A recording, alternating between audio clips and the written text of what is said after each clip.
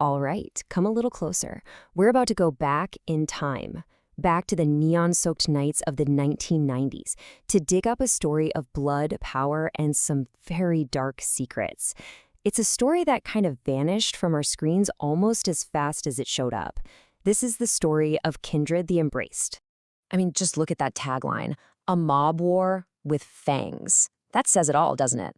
This was the show's big promise, not just another spooky vampire story, but something totally different. It was basically a crime drama, but with supernatural horror shot right through it. And you'll never guess who was behind this crazy idea. None other than the king of primetime soap operas himself, Aaron Spelling.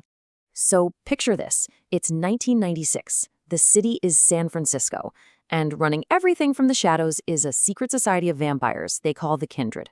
The whole show was this high-concept mix of mafia politics and gothic romance, really trying to be a serious, grown-up vampire drama, way before anyone was really asking for one. Now, what's really wild is the timing. You gotta remember, this series hit the air a full year before Buffy the Vampire Slayer came along and completely changed the game. So Kindred was taking a huge gamble, betting that people wanted these complicated, warring vampire families and these long, serialized stories on network TV. It was a really bold move. So how did this whole secret society even work? Well, in the world of Kindred, vampires weren't just some monsters hiding in the dark. No, they were this organized underground civilization with all these complex rules. And right at the center of it all, there was one single unbreakable law. The masquerade. It was everything. I mean, it was the one rule that kept their entire world hidden and stopped a full-on war with humanity. Every single thing that happens in the show, every secret, every betrayal, it all revolves around the tension of keeping up this charade. One little slip-up, one person finds out the truth, and the punishment was final death. No second chances. And this is where you really see the heart of the show's conflict. On one side, you've got Julian Luna. He's the vampire prince of San Francisco, kind of like a tragic godfather figure who's just trying to keep the peace. And on the other side, you've got Frank Kohanek, this human detective who accidentally discovers this whole hidden world and thinks he's just found a new, really weird mob. Their relationship, going from enemies to these, super cautious allies, that was the engine that drove the whole story. But Julian wasn't some king ruling over a happy kingdom. Oh no, he was more like a mob boss trying to keep 5 powerful and honestly pretty rebellious families from just tearing each other and the whole city to shreds. These were the 5 great clans. And each clan had its own turf. So the Ventru, they were the suits, the corporate rulers. The Bruja were the violent street-level thugs, always causing trouble for Julian. The Toreador ran the high-class clubs and art galleries. The Gandrel were the tough-as-nails enforcers. And then you had the super creepy Nosferatu, the spies who dealt in secrets. It made for a city that was just constantly simmering with tension, like a Cold War that was always one betrayal away from turning hot. Okay, and this is where you can really feel that Aaron Spelling influence, because this was not just a show about vampire politics and power grabs. At its heart, it was a full-blown soap opera packed with dangerous romances, passionate affairs, and enough backstabbing to make any primetime drama proud. I mean, you had all these classic dramatic setups, just with a supernatural twist.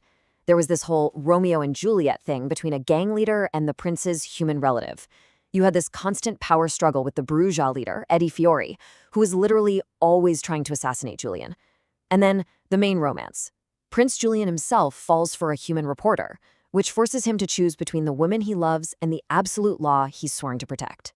So the show was really building this complex, super interesting world. It was gaining momentum, it had a small but really dedicated fan base, and a story with, endless places to go. But just as it was really starting to shine, the flame was tragically snuffed out. Just look at this timeline. It is absolutely heartbreaking. The show premieres in April, and it's canceled by Fox a little over a month later. But wait, there was a glimmer of hope. The cable network Showtime saw the potential and started talking about picking it up for a second season. The fans were thrilled. But then, in September, the absolute unthinkable happened. Mark Frankel, the charismatic, amazing actor who was the heart and soul of the show as Prince Julian Luna, was killed in a motorcycle accident. And just like that, the talks to revive the show ended. Immediately.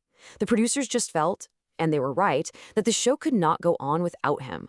Mark Frankel was Julian Luna. You couldn't just recast that role. His tragic death wasn't just a loss for his family and friends, it was the final nail in the coffin for Kindred the Embraced, locking in its place in TV history as one of the great what-if cult classics. The show's creator, John Leakley, wrote this, and it just perfectly captures the soul of the series. It was never just about monsters. It was about these immortal characters who, ironically, often showed more passion, more loyalty, and more humanity than any of the mortals around them.